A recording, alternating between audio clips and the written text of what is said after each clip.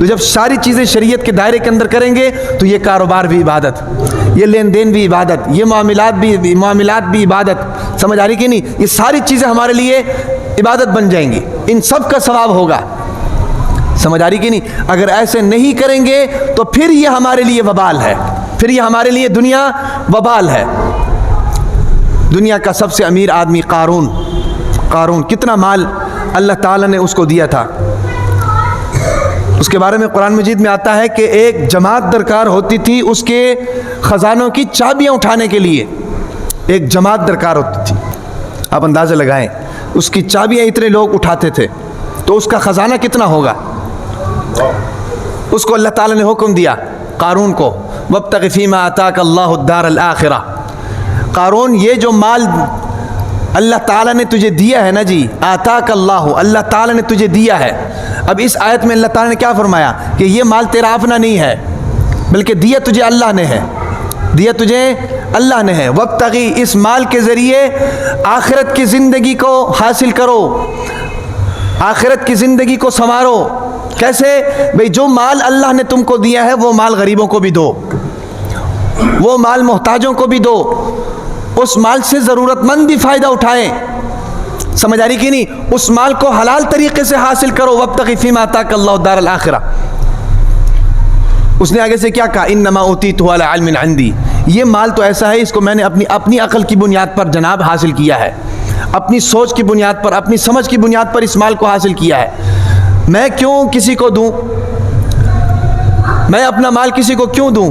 سمجھ آ رہی کہ نہیں؟ آج ہم بھی یہی سمجھتے ہیں، ہم بھی یہی سمجھتے ہیں کہ ہم مالدار ہیں کیونکہ ہمیں جناب ہمارے پاس فلانی ڈگری موجود ہے، ہم مالدار ہیں کیونکہ ہمارا باپ مالدار تھا، ہم مالدار ہیں کیونکہ ہم نے جناب اپنی عقل استعمال کیا، اپنا کاروبار کیا، کاروبار کر کے ہم مالدار ہوئے۔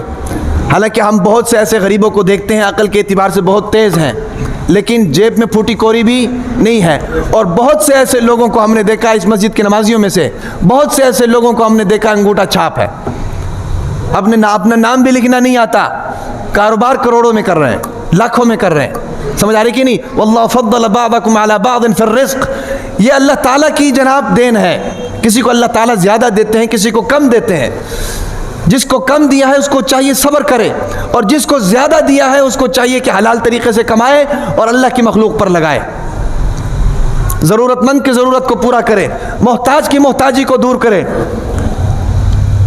یعنی وہ اللہ کے راستے پر ایسا دے کہ کسی ضرورت مند کو مانگنے تک کی ضرورت نہ پڑے، خود ڈھونڈ کر اس کو دے۔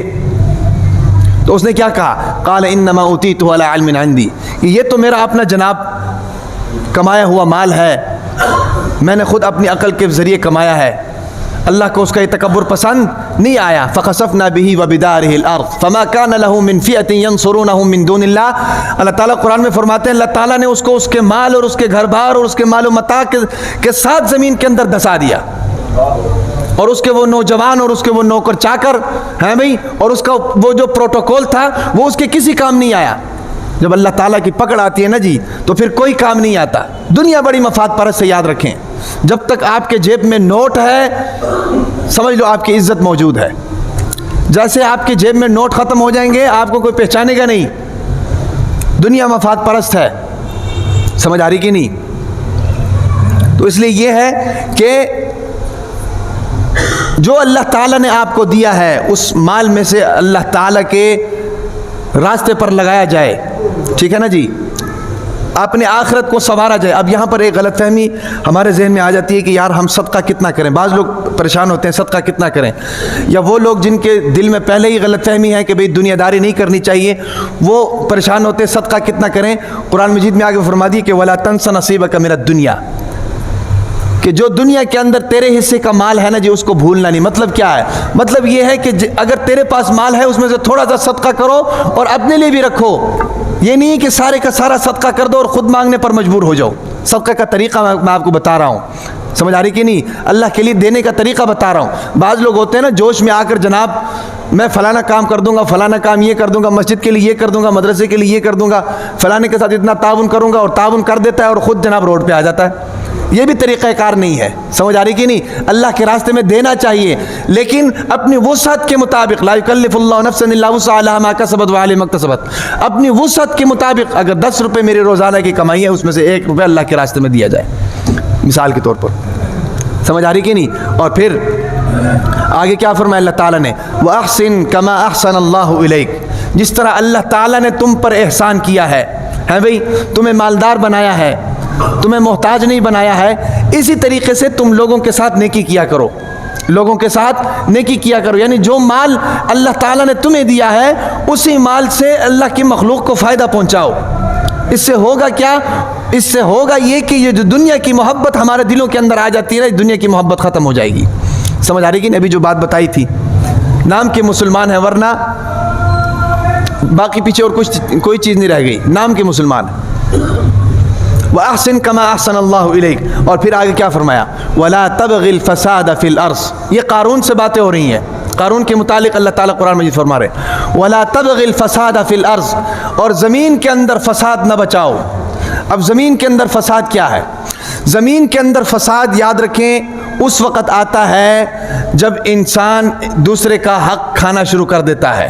جب ایک دوسرے کے حقوق ضائع ہوتے ہیں نا جی، پھر زمین میں فساد آ جاتا ہے. اب مال کا فساد کیا ہے؟ مال کا فساد یہ ہے کہ ہر وہ مال جو ناجائز طریقے سے آپ تک پہنچے وہ زمین میں فساد کا ذریعہ بنتا ہے. سمجھ آ رہی کہ نہیں؟ چوری کرنا حرام ہے کہ نہیں؟ ڈاکہ ڈالنا حرام ہے کہ نہیں؟ دھوکہ دینا حرام ہے کہ نہیں؟ جھوٹ بول کر مال کمانا حرام ہے کہ نہیں؟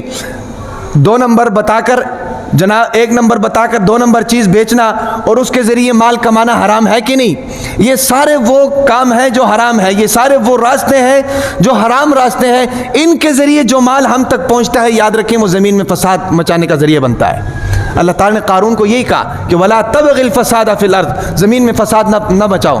اور اس طریقے سے ایک اور بات یاد رکھیں کہ جو حلال مال اللہ تعالیٰ نے آپ کو دیا ہوا ہے، اگر آپ اس حلال مال سے زکوٰۃ نہیں دے رہے ہیں، آپ اس حلال مال سے صدقہ نہیں دے رہے ہیں، وہ بھی فساد فی الارض کا ذریعہ ہے. سمجھ آ رہی کہ نہیں؟ وہ بھی فساد فی الارض کا ذریعہ ہے.